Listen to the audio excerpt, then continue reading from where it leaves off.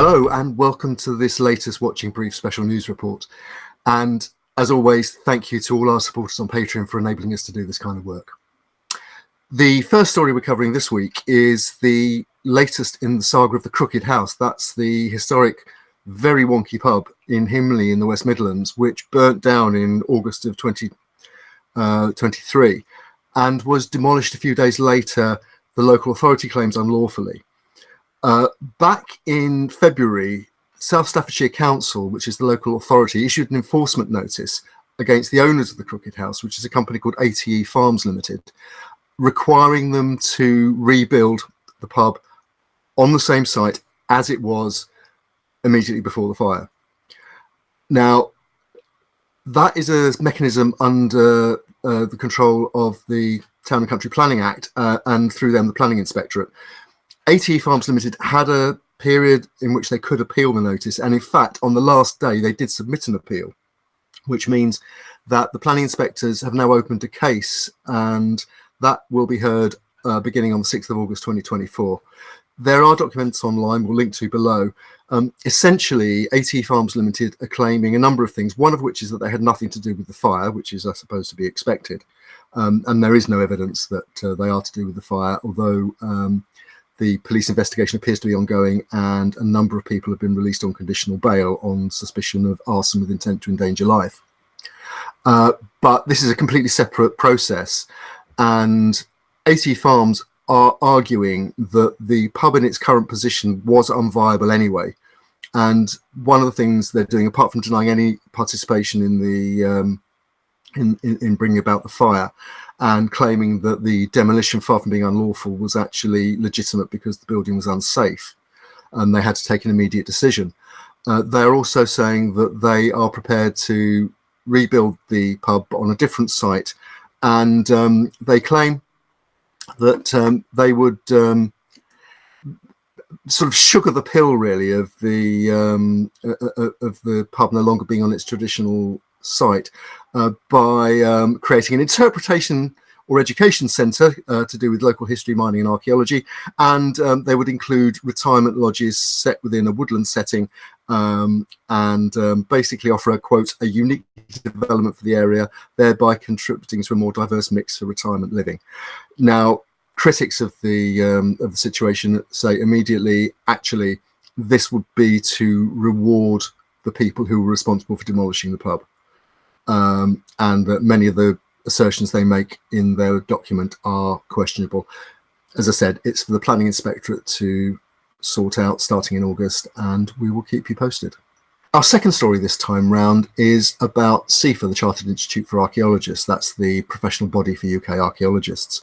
If you remember, back in February, we reported on a row that had broken out because the CIFA board had decided to stop issuing recommended pay minimum rates for CIFA members.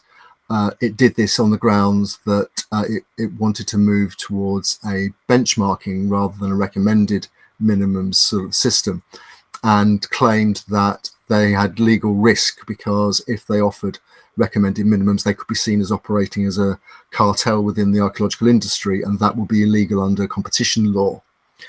That decision was met with fury by many CIFA members.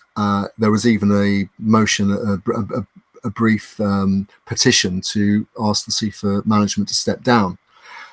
As a result, the CIFA board had to concede an extraordinary general meeting, and that was held on the 8th of April. And two resolutions were offered, one from the board of directors setting out one way forward, and a second from the members, which offered more concrete, more measurable benchmarks and demanded, for example, a 5-year plan to improve pay and conditions and setting annual benchmarks. If you remember Dr. Dolittle, there's a creature in Dr. Dolittle called the Push Me Pull You. It's a sort of llama with a head at either end. And what CIFA ended up with at the end of a 3-hour meeting, on a virtual meeting, was a push me pull you situation, because both resolutions, which have internal contradictions, but both resolutions were passed. So the first headache that CIFA has is to resolve a situation where they're dealing with two sometimes contradictory situations. They're also having to deal with the wider landscape whereby, for example, the Federation of Archaeological Managers and Employers, who employ very many CIFA members, are adamantly against setting pay and conditions because, again, as they say, they could be seen as acting as a cartel, and that would be acting illegally. It's a really chunky, chewy situation. There aren't any easy solutions, although I think everybody, certainly at the trench face, is agreed that UK archaeology is, generally speaking, badly paid and career paths are not clearly set out, and there is a lot that needs to be done to make archaeology a viable career. Whether this takes us any closer to a solution, we will watch closely over the next few months. Our next story is an update on the planning situation regarding the Hart Hotel in Lincoln. Now, if you've been following the story either on the Pipeline or on Watching Brief, you'll know that there is an application in to build a basement swimming pool and spa at the Grade 2 listed Hart Hotel in central Lincoln, close to the cathedral and castle, on top of some what's recognised to be nationally important archaeology from the Roman period onwards. There are some new planning documents which have been lodged, and currently the planning application is at the stage where it's about to go to recommendation and/or committee. Now, as things stand, there are 57 public comments, 2 from consultants, and that should be enough to take it to full committee rather than have it decided by planning officers. The current application was controversial for a number of reasons, and they've been highlighted by archaeologist and TV producer Dr. Sam Stein, who has been vocal and detailed in her criticisms of the application, and it's picked up a lot of traction outside of Lincoln, as flagging up some important national issues in terms of planning. We will see how that develops. In the immediate, in terms of the immediate situation, the planning application has been rewritten by the applicant to take account of some of the criticisms that Dr. Stein and others, including the Council for British Archaeology, have made of the planning application, begging the question why those issues weren't recognised beforehand. There was also a personal attack on the competence of Dr. Stein by the project architect, one of the project architects, in a public document that was submitted to the planning portal. That's received a lot of criticism as being entirely inappropriate and even against the council's own guidelines, where specifically the planning process is meant to be above personal criticism. It's meant to be about sorting out technical issues.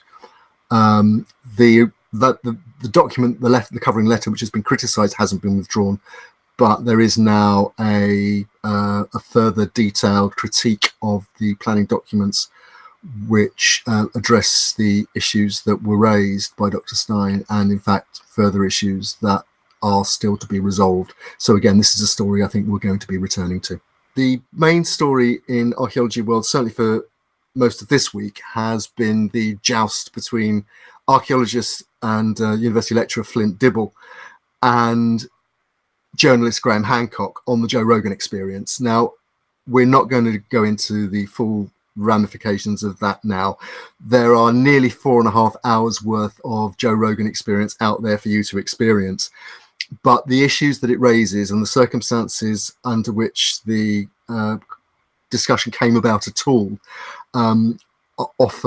there's a lot of food for thought for archaeology. We'll be returning to all those issues on the Watching Brief in the next few weeks, hopefully with some very special guests.